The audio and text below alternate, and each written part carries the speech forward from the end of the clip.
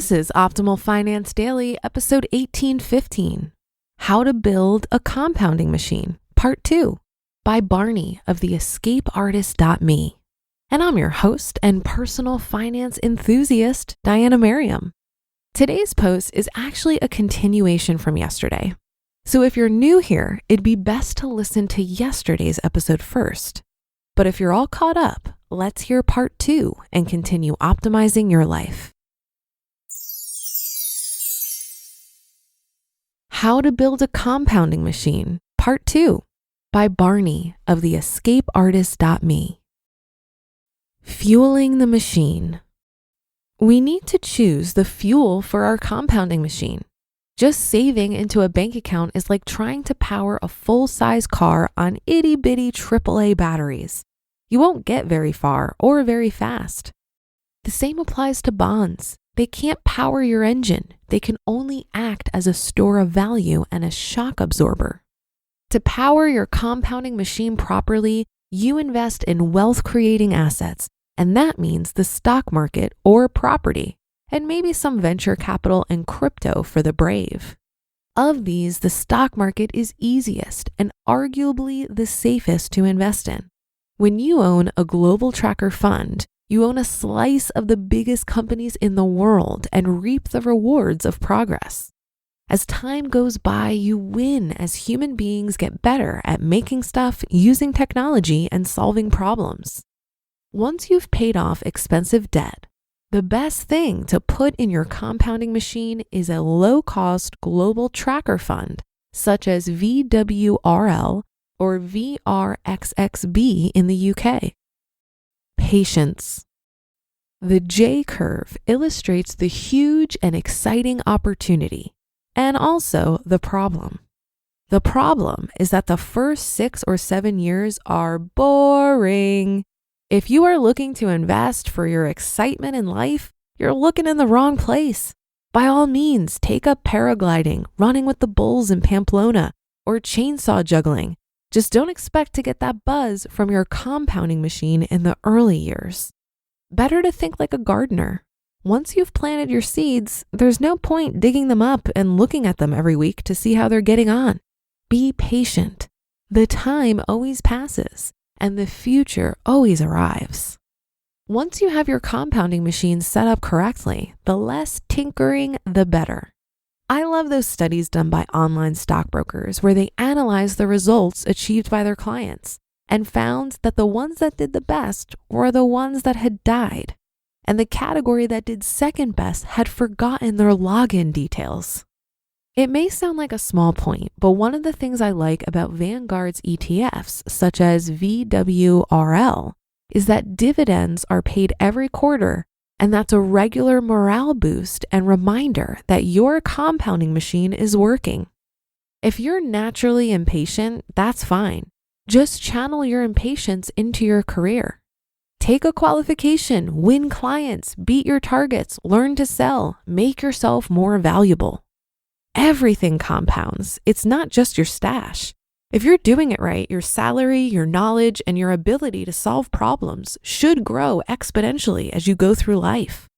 The more capital you have, not just money, but social capital, reputation, ability to reach an audience, the more effective you become. Do you really understand compound interest? It's important to understand the J-curve both objectively and emotionally. Objectively, the math is the math. There's no point arguing with it. That's like arguing with gravity. But you also need to understand it emotionally. Here's the $1 million or pound problem. We are monkeys programmed to operate in the here and now. Our untrained brains are well adapted by evolution to solve the problem of what's for supper tonight. But they're absolutely at focusing on saving for the long run. So you have to use your rational mind, the weakest part of the brain, to overcome your chimp brain. This is a bit of a David versus Goliath fight, but it's a fight that your inner David can win by carefully targeting his effort. Here's a powerful way to tell if you understand compound interest or not. Are you ready? People that understand compound interest earn it. People that don't, pay it. Why you must get out of debt. Imagine that we could invest the money in our compounding machine and get annual returns of 23% per year. That means 10,000 pounds turns into 20,000 pounds in just over 3 years. Impossible, you say? Well, my credit card provider recently wrote to me informing me that the interest rate on any balances not paid off every month is 23%. So millions of credit card holders with debt balances have a guaranteed way to earn 23% a year. If you're hearing this and have any credit card debt, that needs to get paid off before anything else.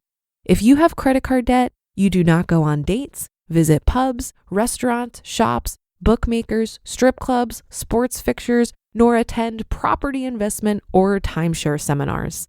In the immortal words of Fergie, take your broke home. You go to work, then sleep, then repeat until the debt is gone. Being in debt is like your compounding machine being in reverse gear.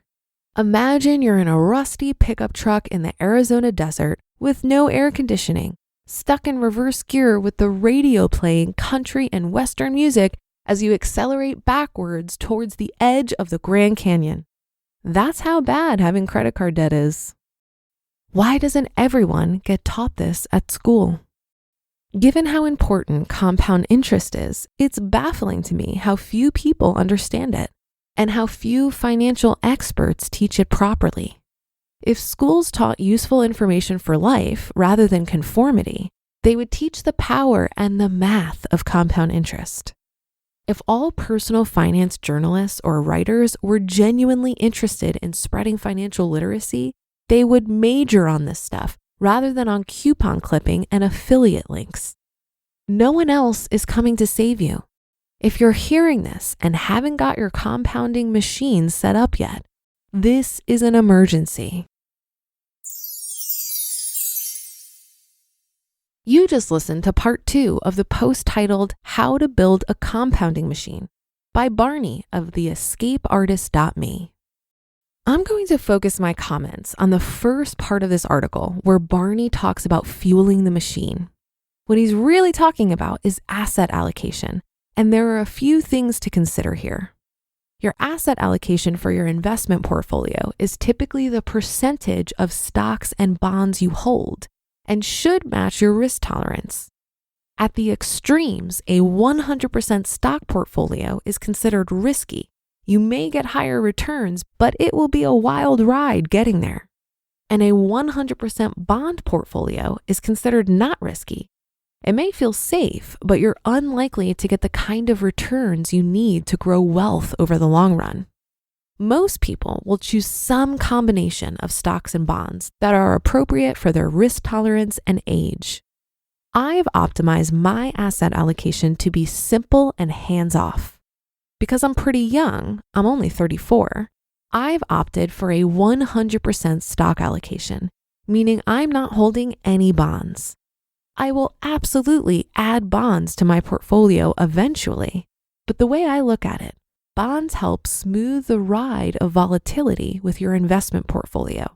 And I feel I've solved for this by having a very strong cash position. I hold about a year of expenses in cash. So this gives me confidence that no matter what life throws my way, it's highly unlikely that I would need to tap into my investments when they're on the downswing. The volatility really doesn't bother me because I'm not watching my portfolio closely, as I'm not going to be touching it for a very long time. Holding 100% stocks also means that I don't have to worry about rebalancing my portfolio every year to maintain an allocation of, let's say, 80 or 90% stocks and 20 or 10% bonds. Because I don't need to rebalance, that means I need to look at my investments even less, which to me is a very good thing. And that's another episode and weekend of Optimal Finance Daily in the books. And I'll be back with more posts for you on Monday. So have a great rest of your weekend, and I'll catch you tomorrow where your optimal life awaits.